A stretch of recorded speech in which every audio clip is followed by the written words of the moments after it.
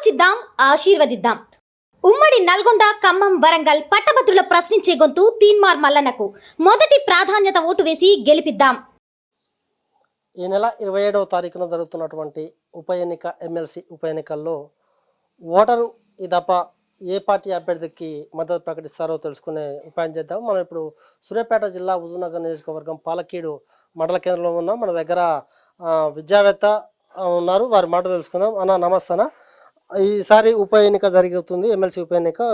Congress party తరఫున Teenmar Mallanna, BRS అభ్యర్థిగా Rakesh Reddy, BJP అభ్యర్థిగా ప్రేమేందర్ రెడ్డి, దాంతోపాటు ఇండిపెండెంట్ అభ్యర్థులు అశోక్ సార్ కావచ్చు, మిగతా వారు కూడా పోటీ చేస్తున్నారు.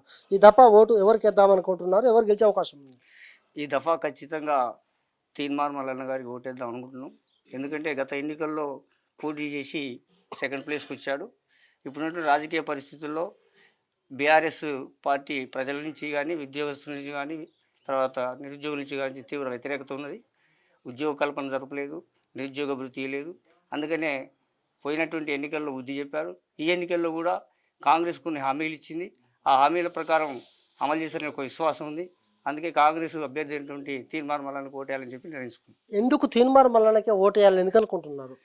గతంలో ప్రభుత్వ వ్యతిరేక విషయాల్లో పెద్ద ఎత్తున ఫైట్ చేయడం జరిగింది. మీడియాలో కానీ, తర్వాత బయట కానీ ఆయన పెద్ద ఎత్తున ప్రజా వ్యతిరేక విధానాలపై పోరాటం చేశారు కాబట్టి వేయాలనుకుంటున్నాను.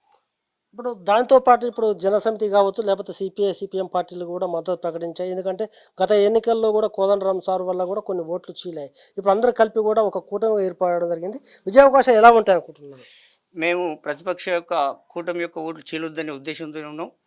ఒక విద్యావేత్తగా, అదేవిధంగా సిపిఎం సిపిఐ ఇతర విపక్ష పార్టీలన్నీ కూడా ఏకమై మల్లన్న బలపరుస్తున్నాయి కాబట్టి ఖచ్చితంగా ఎన్నికల్లో మల్లన్న గెలుస్తారని చెప్పి భావిస్తున్నాం. ఓకే, ఇక్కడ మన పాలకీడులో చూసాము. ఖచ్చితంగా ఇక్కడ ఉన్నటువంటి ఓటర్లు ఏమంటున్నారంటే ఈసారి తీన్మార్ మల్లన్నకు ఎదురు లేదు, ఖచ్చితంగా గెలుస్తాడు. ఎందుకంటే ప్రశ్నించే గొంతుక అసెంబ్లీలో ఉండాలి, శాసన మండలిలో ఉండాలి. శాసన మండలిలో ఉంటే నిరుద్యోగులందరికీ కూడా న్యాయం దొరుకుతుందని వారు కోరుతున్నారు. ఆలోచిద్దాం, ఆశీర్వదిద్దాం. ఉమ్మడి నల్గొండ, ఖమ్మం, వరంగల్ పట్టభద్రుల ప్రశ్నించే గొంతు తీన్మార్ మల్లన్నకు మొదటి ప్రాధాన్యత ఓటు వేసి గెలిపిద్దాం.